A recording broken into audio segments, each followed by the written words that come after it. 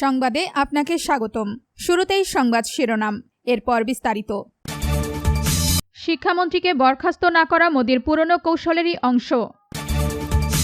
শিক্ষার্থীদের দেশের শত্রু হিসেবে দেখছে মোদি সরকার, সোনিয়া গান্ধী।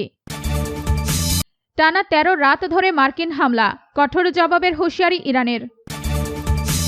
দাবি না মানলে মোদির পদত্যাগের দাবি উঠবে, হুমকি সিজেপি প্রধানের।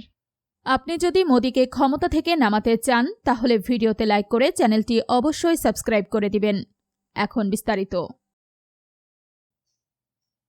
শিক্ষামন্ত্রীকে বরখাস্ত না করা মোদির পুরনো কৌশলেরই অংশ।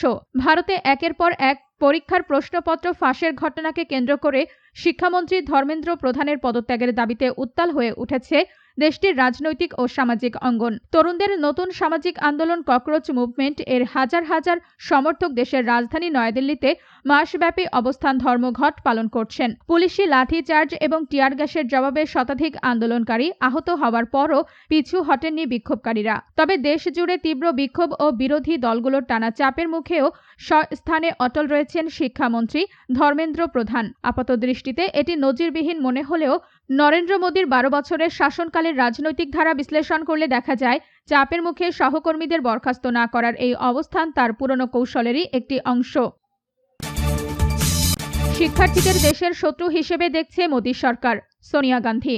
জবাবদিহি চাওয়া শিক্ষার্থীদের মোদী সরকার দেশের শত্রু হিসেবে দেখছে বলে মন্তব্য করেছেন কংগ্রেস নেত্রী সোনিয়া গান্ধী। সেই সঙ্গে বর্তমান ভারতের শিক্ষা ব্যবস্থার সংকট এবং সরকারের জবাবদিহি এড়িয়ে যাওয়ার মনোভাবই শিক্ষার্থীদের আন্দোলনের মূল কারণ বলেও জানান তিনি। সোনিয়া গান্ধী বলেন, মোদী সরকার আলোচনার বদলে বারবার বল প্রয়োগের পথ বেছে নেয়। কৃষক থেকে শুরু করে বিভিন্ন আন্দোলনকারী সব ক্ষেত্রেই একই চিত্র দেখা গেছে। তবে এখন সরকার আরও এক ধাপ নিচে নেমেছে। আমাদের ভবিষ্যৎ চিকিৎসক, প্রকৌশলী, শিক্ষক, সরকারি কর্মকর্তা, উদ্যোক্তা ও দেশ গড়ার কারিগরদের প্রতি সহমর্মিতা দেখানোর বদলে তাদের ওপর রাষ্ট্রের দমনপীড়ন চালানো হয়েছে। এই আচরণ ক্ষমার অযোগ্য, আর মানুষও এটি ভুলবে না। আপনি যদি মোদিকে ক্ষমতা থেকে নামাতে চান তাহলে ভিডিওতে লাইক করে চ্যানেলটি অবশ্যই সাবস্ক্রাইব করে দিবেন। এখন বিস্তারিত। টানা ১৩ রাত ধরে মার্কিন হামলা, কঠোর জবাবের হুঁশিয়ারি ইরানের। ইরানের বিভিন্ন লক্ষ্যবস্তুতে টানা ১৩তম রাতের মতো হামলা চালিয়েছে মার্কিন সামরিক বাহিনী। এতে রাজধানী তেহরান সহ দেশটির একাধিক নগরী ও উপকূলীয় কৌশলগত এলাকা কেঁপে উঠেছে।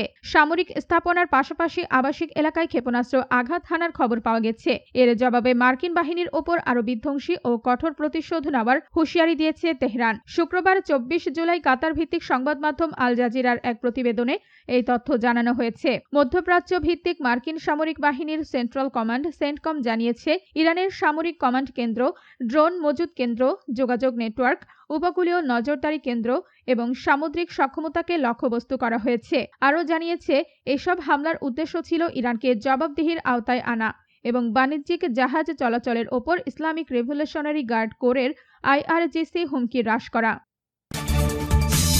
দাবি না মানলে মোদির পদত্যাগের দাবি উঠবে, হুমকি সিজেপি প্রধানের। শিক্ষামন্ত্রী ধর্মেন্দ্র প্রধানের পদত্যাগের দাবিতে আন্দোলন আরও জোরালো করে প্রধানমন্ত্রী নরেন্দ্র মোদীকে সরাসরি হুঁশিয়ারি দিয়েছেন ককরোচ জনতা পার্টির সিজেপির প্রতিষ্ঠাতা অভিজিৎ দীপক। বৃহস্পতিবার ২৩ জুলাই যন্তর মন্তরে তিনি বলেন, অবিলম্বে অযোগ্য শিক্ষামন্ত্রীকে সরানো না হলে তরুণরা এবার খোদ প্রধানমন্ত্রীর পদত্যাগের দাবি তুলবে। একজন অযোগ্য মন্ত্রীকে কোটি কোটি শিক্ষার্থীর জীবনের চেয়ে বেশি গুরুত্ব দিলে ভবিষ্যতে মানুষ মোদীকে আর ভোট দেবে না বলেও সতর্ক করেন তিনি।